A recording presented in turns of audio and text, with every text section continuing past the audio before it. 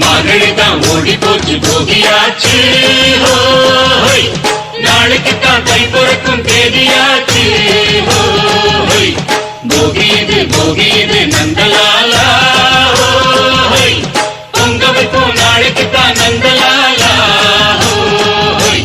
வீட்டுல நேற்று வர கூட்டின குப்பைகளை போட்டு மூட்டையா கட்டி வச்சு மூளையே தீய வச்சு மூட்டு போகட்டும் தீமையெல்லாம் சேரட்டும் நன்மையெல்லாம் சாமி பொங்கலோ பொங்கல்னு பாடட்டும் பாட்டெடுத்து